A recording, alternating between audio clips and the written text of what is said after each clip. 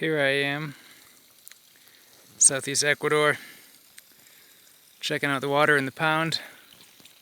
Gonna head over here and see if I have any Jaboticaba fruits to harvest. I should have harvested those bananas a couple days ago, but I already have too many bananas to eat.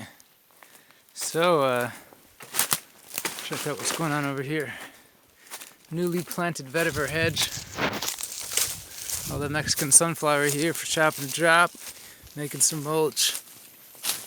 And we finally arrived at the small Jaboticaba tree, currently just a bush.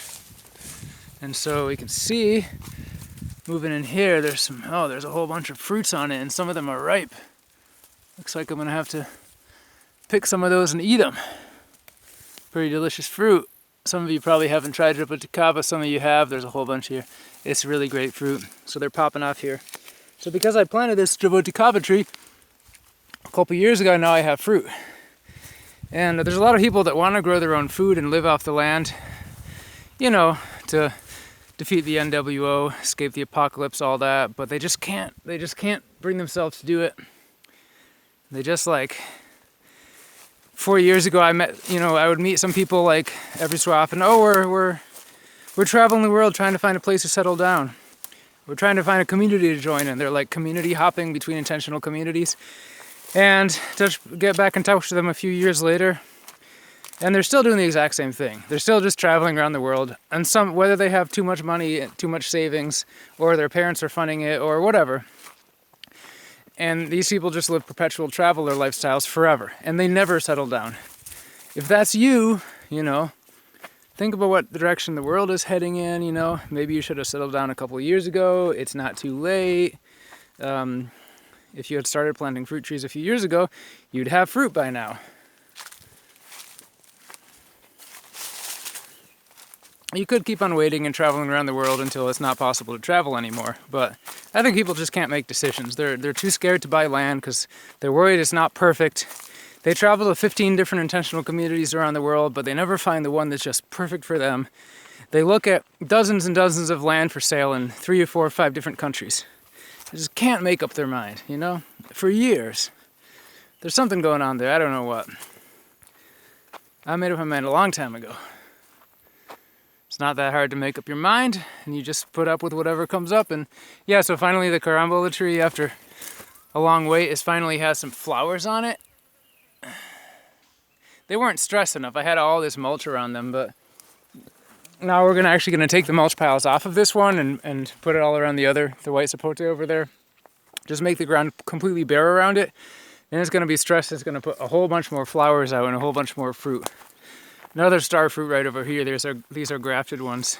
So gonna try to stress them and put a bunch of fruit out. Yeah, we just planted a vetiver row here on the lower side of the swale. It's gonna get really, really big and beefy, of course, kind of like the vetiver grass on the other side of this swale, just past this Ruby Supreme guava tree. Yeah, you can see there's big hedge vetiver here. Apparently vetiver is good for thatch. I did not even know that, but apparently it's good for thatch. I just read a whole PDF on thatch technique.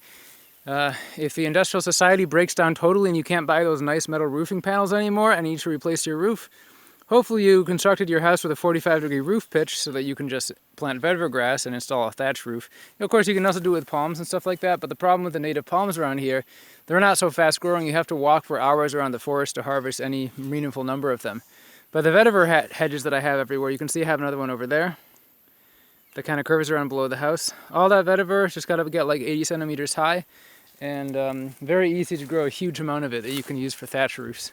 Thatch roofs just have to have a 45-degree slope, but which just my house has on the back side, and the front side is not quite 45, and those little buildings I have are nowhere near correct roof slope. I just did it that way to be fast and cheap.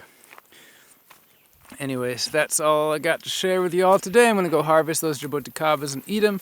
Hopefully those of you who aren't living in an off-grid rural area start to think about doing so. Get out of the city. Y'all know what's coming. Fruithaven.org, terrafruitus.com, amazonfruitfestival.com. By the way, Ecuador did not make vaccines mandatory. That's fake news that's going around. For some reason, the health minister of Ecuador said that, but then right away was like, oh, actually, but there's not going to be any actions taken against people who don't do it. So in other words, it's not mandatory at all. They just said that to get it all over the news so they can keep the IMF happy. Another view of the pond down here. Looks great.